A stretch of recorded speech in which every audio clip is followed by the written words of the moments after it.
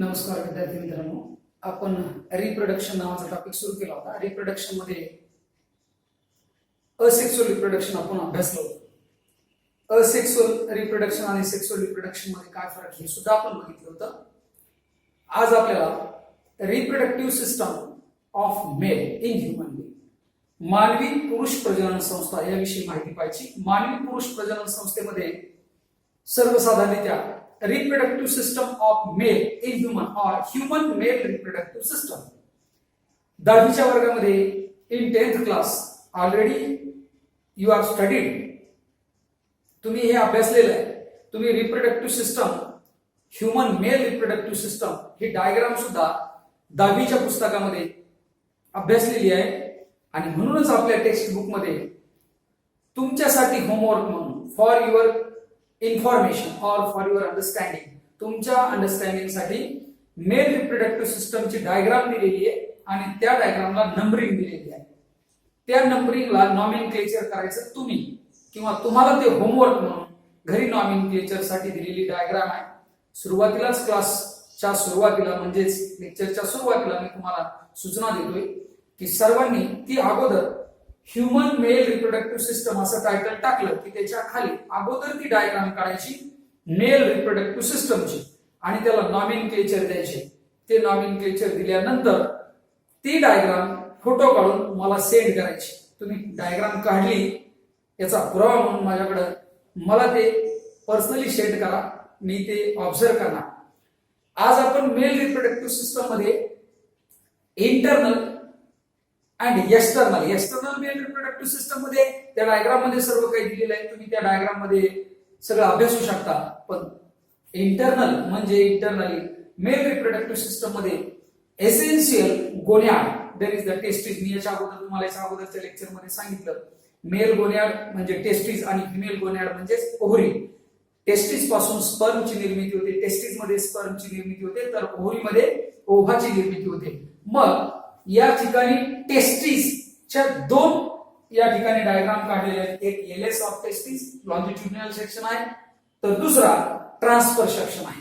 या दोन्ही सेक्शनच्या माध्यमातून आपल्याला टेस्टिसचा इंटरनल टेस्टिसचे अनाटॉमी आपल्याला पूर्णपणे या ठिकाणी लक्षात येईल आणि त्याविषयी आपल्याला सविस्तर माहिती पाहिजे. त्या अगोदर रिप्रोडक्शन मध्ये जी डायग्राम दिली त्या डायग्राम मध्ये टेस्टिसचं जनरल स्ट्रक्चर दिलेलं, टेस्टिस विषयी काही माहिती दिलेली, ती माहिती तुम्ही त्याच्यामध्ये अभ्यासा. इव्हन त्या टेस्टिसच्या माहितीमध्ये किंवा टेस्टिस मध्ये सर्वसाधारण टेस्टिस निर्माण कुठे होतात, नंतर ते डिसेंट कुठे होतात याविषयी सुद्धा माहिती दिली. त्याविषयी अगोदर तुम्हाला सांगतो. Testis is form in the abdomen. Abdomen मध्ये टेस्टिसची निर्मिती होते सुरुवातीला इन द फिटस, अर्भकामध्ये.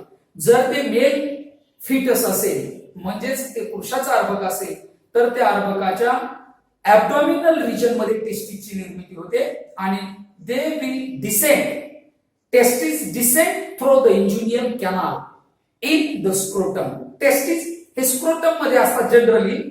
आपल्याला मेल रिप्रोडक्टिव्ह सिस्टम मध्ये प्रौढ व्यक्तीमध्ये जर आपण टेस्टिस किंवा कुणामध्ये जन्मल्यानंतर जर टेस्टिस बघितले तर ते टेस्टिस स्क्रोटल शाक मध्ये असतात. त्या स्क्रोटल शाक मध्ये testis after embryological development, in the embryological development currently म्हणजेच एम्ब्रियोची डेव्हलपमेंट होत असताना, फिटसची डेव्हलपमेंट होत असताना ते जे टेस्टिस निर्माण ऍब्डॉमिन मध्ये निर्माण होतात ते डिसेंड होतात. ते इंजुनियल कॅनालच्या माध्यमातून डिसेंड होतात आणि ते स्क्रोटल शाक मध्ये जाऊन पोहोचतात. स्क्रोटल शाक मध्ये टेस्टिस आल्याच्या नंतर स्क्रोटल शाक त्याचं संरक्षण करतो, मेंटेन द टेम्परेचर. ते स्क्रोटल शाक त्या टेस्टिसला टेम्परेचर मेंटेन करतं आणि टेम्परेचर मेंटेन यासाठी करतं की टेस्टिस मध्ये जे स्पर्म असतात त्यांना विशिष्ट प्रकारचं म्हणजे ठराविक वातावरण लागतं ज्याला हाय टेम्परेचर चालत नाही किंवा खूप लो टेम्परेचरला सुद्धा ते सहन करू शकत नाहीत. म्हणून maintain the temperature by scrotal शाक. त्या स्क्रोटल शाकमुळे टेम्परेचर मेंटेन केलं जातं. म्हणून टेस्टिस हे स्क्रोटल शाक मध्ये असतात मेल मध्ये, जे ऍब्डॉमिनल रिजन पासून डिसेंड झालेले असतात स्क्रोटल शाक मध्ये. टेस्टिसचं एक्सटर्नल जनरल वर्णन आपण यामध्ये बघितलं. आता टेस्टिसचं internal structure. How can form the sperm in the testis. Testis मध्ये स्पर्मची निर्मिती कशी होती किंवा टेस्टिस मध्ये स्पर्म कसे निर्माण होतात. सुरुवातीला आपण या टीएस ऑफ टेस्टिस या डायग्राम कडे थोडंसं लक्ष द्या.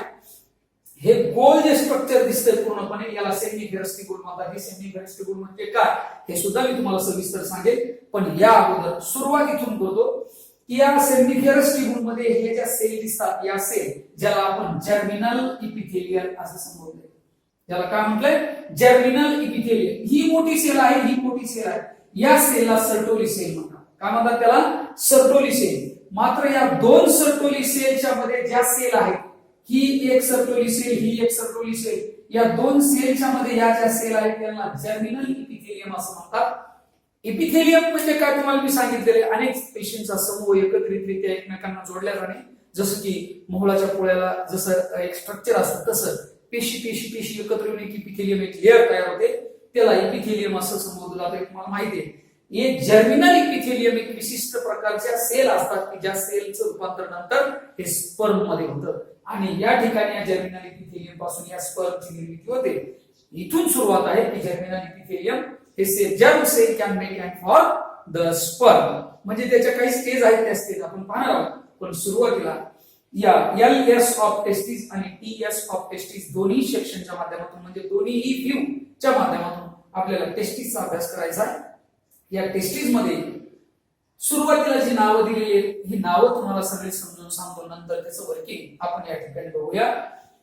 स्पर्मॅटिक cord, blood vessels and nerves. Spermatic cords and blood vessels. Spermatic cords which is joins the testis. टेस्टिसला सुरुवातीला जॉईंट झाली बॉडीसाठी याला स्पर्मॅटिक कॉर्ड म्हणतात. आणि ब्लड व्हेसल्स अँड नर्व्स टेस्टिसला रक्त पुरवठा करण्यासाठी oxygenated blood produced by the arteries and deoxygenated blood collect by the veins. या ठिकाणी आर्टरीज सुद्धा आहेत आणि व्हेन सुद्धा आहेत, त्यांना कॉमनली ब्लड व्हेसल्स असं संबोधलंय. म्हणून या ब्लड व्हेसल्स या ठिकाणी दिसतात. त्याचबरोबर टेस्टिसला सेन्सेशन असतं, high sensation power by the nerves. नर्व्सच्या माध्यमातून या टेस्टिसला सेन्सेशन सुद्धा मिळत असतात. त्यानंतर हेड ऑफ एपिडर्मिस. या टेस्टिसच्या तीन बाजू म्हणजे टेस्टिसला सर्वसाधारण internally they are covered by the एपिडिडायमिस.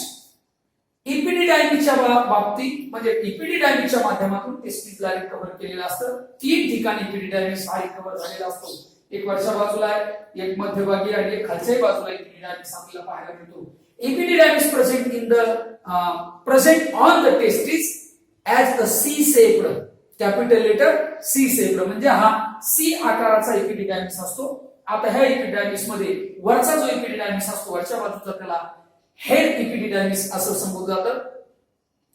या हेड एपिडिडायमिसलाच कॅपुट एपिडिडायमिस असा सुद्धा शब्द मागच्या सिलेबस मध्ये दिलेला होता. कॅपुट एपिडिडायमिस, कार्पस एपिडिडायमिस आणि कौडल एपिडिडायमिस, कौडा एपिडिडायमिस असं संबोधलं गेलं. पण या ठिकाणी याला हेड एपिडिडायमिस, हेड ऑफ एपिडिडायमिस, मध्य बाजूला बॉडी ऑफ एपिडिडायमिस आणि खालच्या बाजूला टेल ऑफ एपिडिडायमिस असं संबोधलं गेलं. म्हणजे tail, body and head of epididymis which is recovered the testis. या टेस्टिसला रिकव्हर करते, टेस्टिसला कव्हर करण्याचं काम या एपिडिडायमिस करून केलं जातं. या एपिडिडायमिस मध्ये नेमकं काय असतं तर त्या एपिडिडायमिस मध्येच या ठिकाणी ज्या छोटीशी व्हेसल जी स्पर्म कॅरी करत असते ती स्पर्म कॅरी करणारी जी वाहिनी असते किंवा जी कॅरियर ट्यूब असते ती ट्यूब या एपिडिडायमिस मध्ये आपल्याला पाहायला मिळते. या ठिकाणी vasa deferens, it is the outer of the epididymis. एपिडिडायमिसची बाह्य बाजू स्पर्म कॅरी करणारी जी आहे त्याला वासा डिफरन्स असं संबोधलं जातं. आणि ही वासा डिफरन्स टेस्टिस मध्ये या एपिडिडायमिस मध्ये बारीक असते आणि कॉइल्ड असते, which is very highly coiled inside the epididymis means in the testis. त्या एपिडिडायमिस किंवा टेस्टिस मध्येच ही वासा डिफरन्सिया ही फुल्ली कॉइल्ड असते. आणि त्यानंतर हा जो एकदम मध्य बाजूचा टेस्टिसचा भाग असतो त्याला रेड टेस्टिस असं संबोधलं जातं. त्यानंतर tunica vaginalis and tunica albuginea. This is the two part. Tunica albiginia is the part external covering of the testis. Tunica albiginia ही एक टेस्टिसची एक्सटर्नल कव्हरिंग आहे. ही एक्सटर्नल कव्हरिंग या टेस्टिसला प्रोटेक्ट करत असते, सुरक्षा पुरवत असते. तर त्याच्याही बाह्य बाजूला म्हणजे त्याच्याही पेक्षा ट्युनिका अल्बिजिनियाच्याही बाह्य बाजूला ट्युनिका व्हॅजिनालिस असते. These both are covering protect the testes from temperature, from cold, from mechanical injury also. म्हणजेच हे दोन जे काय याच्या कव्हरिंग आहे, या कव्हरिंग या टेस्टिसचं संरक्षण करत असतात. टेस्टिसचं संरक्षण सर्वसाधारणतः तापमानापासूनही करतात, कोल्ड कंडिशन पासूनही ते या टेस्टिसचं संरक्षण करतात. त्याचबरोबर मेकॅनिकल इंजुरी काही प्रमाणात होते, काही प्रमाणात मेकॅनिकल इंजुरी शॉक ऍब्झॉर्बर म्हणून यांचं वर्क आपल्याला काही प्रमाणात पाहायला मिळेल. त्याचबरोबर लोबुल्स, listen, this is the important part. लोबुल्स 1 2 3 as like 1 2 3 4 5 6 7 8 9 10, so many lobules are present in these testes. There are 200 to 400, I think 200 to 300, 200 to 300. These lobules are present in each testis. प्रत्येक testis मध्ये 200 ते 300 lobules असतात. This lobules, listen, this is the one lobule, this is the second lobule, this is the third lobule, this is the fourth lobule, as like this is the lobule. याला आपण लोबुल्स म्हणायचं. असे जवळपास एका testis मध्ये 200 ते 300 lobules असतात. मग 200 ते 300 लोबुल्स एका टेस्टिस मध्ये असतात. सर्वसाधारण आपण जनरली जर गृहीत धरलं तर हाय रेंज मध्ये आपण 300, लो रेंज मध्ये आपण 200, मीडियम रेंज मध्ये आपण 250 250 असं गृहीत धरू शकतो. या ठिकाणी या लोबुल्स सोबत आपल्याला हे सुद्धा सांगणं गरजेचं आहे, या लोबुल्स मध्ये प्रत्येक लोबुल्स मध्ये सेमिनिफेरस ट्यूब्युल्स असतात. आता सेमिनिफेरस ट्यूब्युल्स म्हणजे काय? टीएस ऑफ टेस्टिस कडे बघा. या टीएस ऑफ टेस्टिसचा हा जो पूर्ण एक राऊंड आहे, 1 2 3 असे सेमिनिफेरस ट्यूब्युल्स, सेमिनिफेरस ट्यूब्युल्स असे 1 2 3 4 असे सेमिनिफेरस ट्यूब्युल एका लोबुल मध्ये जवळपास 1 ते 4, कमीत कमी एका लोबुल मध्ये एक तरी सेमिनिफेरस ट्यूब्युल असतं, किंवा एकाच लोबुल मध्ये 4 पर्यंत सेमिनिफेरस ट्यूब्युल एकाच लोबुल मध्ये प्रेझेंट पाहायला मिळतात. पुन्हा एकदा समजून घ्या. हे जे कॉइल स्ट्रक्चर या ठिकाणी पाहायला मिळतंय, 1 2 3 4 असे जे लोबुल आहेत, हे लोबुल एका टेस्टिस मध्ये, in each testis there are 200 to 300 lobules are present. म्हणजे एका टेस्टिस मध्ये 200 ते 300 लोबुल प्रेझेंट असतात. आता एका लोबुल मध्ये 1 ते 4 सेमिनिफेरस ट्यूब्युल असतात. एका लोबुल मध्ये 3 ते 4 म्हणजे 1 ते 4 एवढे हे सेमिनिफेरस ट्यूब्युल एका लोबुल मध्ये प्रेझेंट असतात. हे चालता मी तुम्हाला हे सेमिनिफेरस ट्यूब्युल विषयी माहिती सांगितली, परत सांगणारच आहे. Seminiferous tubule are present in these lobules. म्हणजे हेच याच्यातच सेमिनिफेरस ट्यूब्युल्स. इथे सर्वसाधारण आपण जर असं गोल राऊंड स्ट्रक्चर मायक्रोस्कोपिकल किंवा सूक्ष्म एक स्ट्रक्चर या ठिकाणी दर्शवलं तर ते सेमिनिफेरस ट्यूब्युल या प्रत्येक लोबुल्स मध्ये आपल्याला पाहायला मिळतात. आणि सेप्टम, 1 सेप्टम कंपार्टमेंट मध्ये, 1 सेप्टम 2 सेप्टम 3 सेप्टम असे सेप्टम सुद्धा त्याच्यामध्ये आपल्याला पाहायला मिळतात. आता टीएस ऑफ टेस्टिस, मी तुम्हाला एलियस ऑफ टेस्टिस विषयी या ठिकाणी एवढे नॉमेनक्लेचर आहे तेवढ्या नॉमेनक्लेचर विषयी माहिती सांगितली. परत एकदा रिकॉल करतो. Spermatic cord, blood vessels and nerves. टेस्टिसला रक्त पुरवठा करण्यासाठी आणि सेन्सेशन संवेदना पुरवण्यासाठी हे सर्व घटक असतात. एपिडिडायमिसचे 3 भाग पडतात, एक हेड, एक बॉडी आणि दुसरं टेल. यालाच दुसरे नाव जर कदाचित तुम्ही अभ्यासले तर जुन्या सिलेबस मध्ये याला कार्पस कॅपुट आणि कौडा एपिडिडायमिसचे 3 भाग एकत्रितरित्या या ठिकाणी आपल्याला पाहायला मिळतात. या एपिडिडायमिस मध्येच व्हासा डिफरन्सिया ही कॉइल झालेली आपल्याला पाहायला मिळते.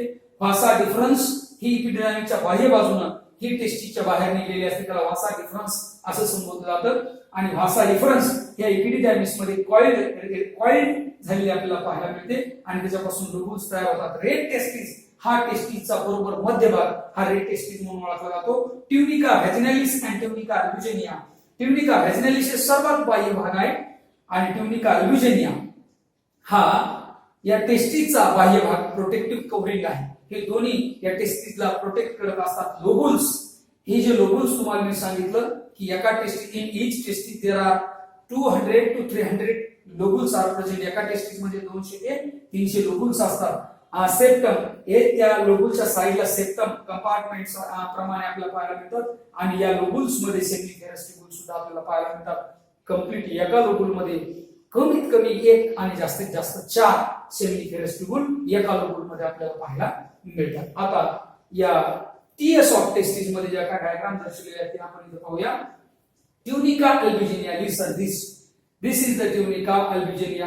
हीच लेयर या ठिकाणी या ट्रान्सफर सेक्शनच्या लेयर मध्ये आपल्याला पाहायला मिळते ट्युनिका अल्बिजिनिया. या ट्युनिका अल्बिजिनियाच्या आत टेस्टिस आहे, म्हणजे ट्युनिका अल्बिजिनियाच्या आत पूर्ण टेस्टिस याचा ट्रान्सफर सेक्शन घेतल्यानंतर हे सगळं स्ट्रक्चर आपल्याला पाहायला मिळतं. हे स्ट्रक्चर नेमकं याच्यात काय काय आहे ते आपण समजून घेऊया. लिसन, this is the seminiferous tubule. हे पूर्ण गोल स्ट्रक्चरला सेमिनिफेरस ट्यूब्यूल असं संबोधलंय. हे सेमिनिफेरस ट्यूब्यूल मध्ये पेशींचे प्रकार, याच्यामध्ये 2 प्रकारच्या सेल या सेमिनिफेरस ट्यूब्यूल मध्ये पाहायला मिळतात. बघा, there are the germinal epithelial are present. याच्यामध्ये जर्मिनल इपिथेलियल प्रेझेंट आहे. बघा इथं हे इथपासून तर इथपर्यंत जर्मिनल इपिथेलियल आहे, इथपासून तर इथपर्यंत जर्मिनल इपिथेलियल, हे 23 तर इथपर्यंत जर्मिनल. मात्र 1 2 3 4 या ज्या आहेत मोठमोठ्या pyramidal type of cell, pyramid जसे असतात त्या पिरॅमिडल टाइप ऑफ सेल या ठिकाणी पाहायला मिळतात. त्यांना मात्र या ठिकाणी सर्टोली सेल असं संबोधलं जातं.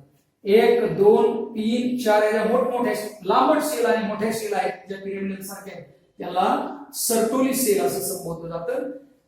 These Sertoli cell can make and form the function for producing the nourishment to the sperm. आता या सर्टोली सेल स्पर्मला नरिशमेंट पुरवण्याचं काम करतात. या ठिकाणी बघा स्पर्म बंडल असं नाव दिले. स्पर्म बंडल, बंडल कशाला म्हणतात हे तुम्हाला माहिती आहे. अनेक घटक एकत्र येऊन एक गठ्ठा तयार झाला त्याला आपण बंडल म्हणतो. जसं पैशाचं बंडल म्हणजे जसं आपण बंडल म्हणतो तसं हे स्पर्मचं बंडल म्हणजे स्पर्म एकत्र आले त्यांचं बंडल तयार झालं. हे कसं कशासाठी तयार झालं तर या जर्मिनल सेल कडून निर्माण झालेले जे काय स्पर्म आहेत, स्पर्मेटोझोम, स्पर्म ही शेवटची सर्वात डेव्हलप्ड स्टेज आहे. स्पर्मेटोझोम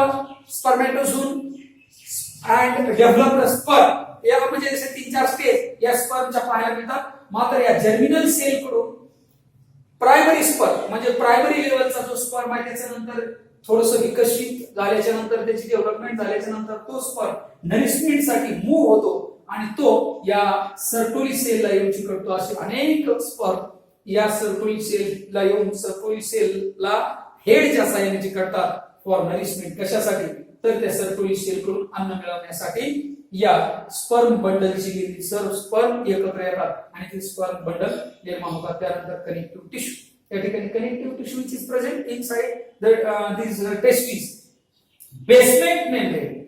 Basement membrane of these seminiferous tubule. या seminiferous tubule एक बेसमेंट मेम्ब्रेन असतं, बाह्य कव्हरिंग असते, त्याला बेसमेंट मेम्ब्रेन असं संबोधलं जातं. जर्मिनल इपिथेलियम हे मी तुम्हाला अगोदर सांगितलंय.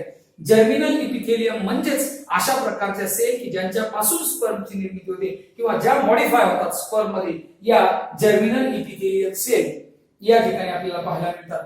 दे फंक्शन मीन्स त्यांचं फंक्शन सर्वसाधारण स्वतःच रूपांतरित होतात स्पर्म मध्ये, या जर्म सेल असतात. आता यापैकी एक सेल किंवा एका सेलची या ठिकाणी वर्किंग आणि एका सेलचं या ठिकाणी डिस्ट्रीब्युशन बाकी आहे. त्या cell within the seminiferous tubule म्हणजे 2 किंवा 2 पेक्षा अधिक जे सेमिनिफेरस ट्यूब्यूल असतात त्या सेमिनिफेरस ट्यूब्यूलच्या मध्ये, म्हणजे सेमिनिफेरस ट्यूब्यूलच्या आत नाही तर सेमिनिफेरस ट्यूब्यूलच्या बाहेर मात्र 2 ते 3 सेमिनिफेरस ट्यूब्यूलच्या मध्ये, 1 2 3 जसं सेमिनिफेरस ट्यूब्यूल आहे त्यांच्यामध्ये बघा इथं इथं इथं इकडं असं, म्हणजे सेमिनिफेरस ट्यूब्यूलच्या बाहेर पण 2-3 सेमिनिफेरस ट्यूब्यूलच्या इन बिटवीन या interstitial cell, they are called leading cell. त्याला लीडिंग सेल असंही संबोधलं जातं किंवा त्याला इंटरस्टिशियल सेल असंही संबोधलं जातं.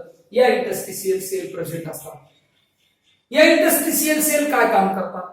What is the function of this interstitial cell? They produce, these cells produce the hormone testosterone, androgen or testosterone. androgen किंवा टेस्टोस्टेरॉन नावाचा हार्मोन प्रोड्यूस करण्याचं काम या लीडिंग सेल किंवा इंटरस्टिशियल सेल करत असतात या टेस्टिस मध्ये. बघा ही मानवी मेल रिप्रोडक्टिव्ह सिस्टम म्हणजे पुरुष प्रजनन संस्थेतील गोन्याड म्हणजे टेस्टिस, हे टेस्टिसचं अनाटॉमी आहे, इंटरनल स्ट्रक्चर आहे. त्या इंटरनल स्ट्रक्चर मध्ये सर्वसाधारणतः आपल्याला ह्या दोन डायग्राम पाहायला मिळतील, एक एलएस ऑफ टेस्टिस आणि दुसरं TS of testis. Male reproductive सिस्टमची डायग्राम तुम्ही काढायची आहे आणि मेल रिप्रोडक्टिव्ह सिस्टमची डायग्राम काढून त्याचं नॉमेनक्लेचर सुद्धा तुम्हीच करायचं आहे.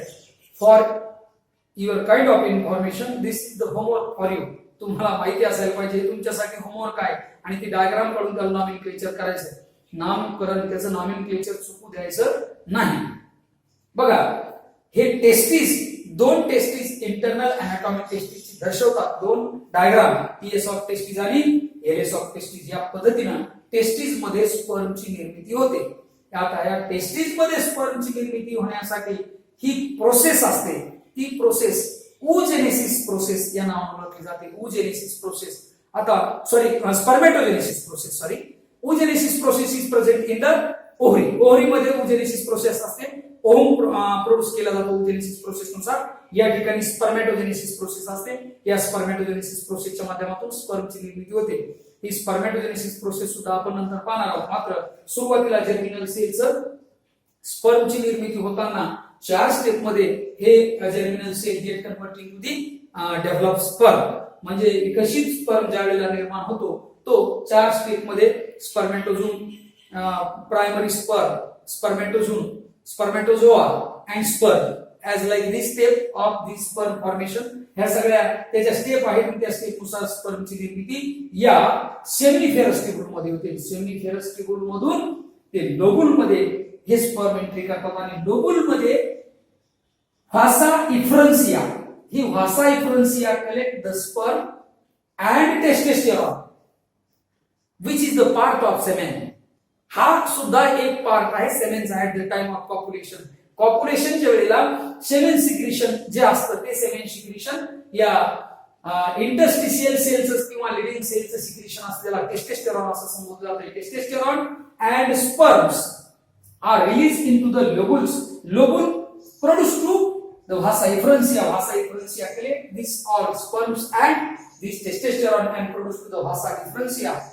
Vasa efferens collect this secretion and produce also the hormone secretion of the sexual or sex glands.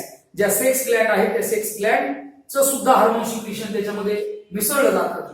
जवळपास 3 ग्लँड आहेत. त्या 3 ग्लँडचं सिक्रिशन परत या सेमेन मध्ये सिक्रेट केलं जातं. त्या सर्व एकत्रितरित्या तिन्ही ग्रंथीच्या सिक्रेशनलाच सेमेन असं म्हणतात. त्यासोबत टेस्टोस्टेरॉन असतो आणि स्पर्म सुद्धा असतात, त्याला आपण सेमेन असं म्हणतो. आणि ते नंतर कॅरी केलं जातं युरेथ्राच्या माध्यमातून आणि युरेथ्राच्या माध्यमातून ते कॉप्युलेट केलं जातं, रिलीज केलं जातं. या पद्धतीने स्पर्मचं निर्मिती आणि स्पर्म रिलीजिंग या ठिकाणी आपल्याला पाहायला मिळेल या डायग्रामच्या माध्यमातून. आता हे दोन डायग्राम जे आहेत टीएस ऑफ टेस्टिस आणि एलएस ऑफ टेस्टिस या दोन्ही सुद्धा डायग्राम, जी डायग्राम आपण ह्युमन रिप्रोडक्शन साठी मानवी पुरुष प्रजनन संस्था इथे काढणार आहोत, त्याच्या सोबतच खालच्या पेजवर किंवा खाली थेरॉटिकल भागाचा रायटिंग करून तुम्ही या सुद्धा डायग्राम काढून घ्यायच्या आणि याचं नॉमेनक्लेचर या ठिकाणी जसं दिलंय या पद्धतीने ते नॉमेनक्लेचर द्यायचं. ओके, बाकीचा remaining part means remaining part of spermatogenesis जे काय राहिलेलं असेल हे राहिलेला भाग आपण याच्यानंतरच्या लेक्चरला. Okay, thank you.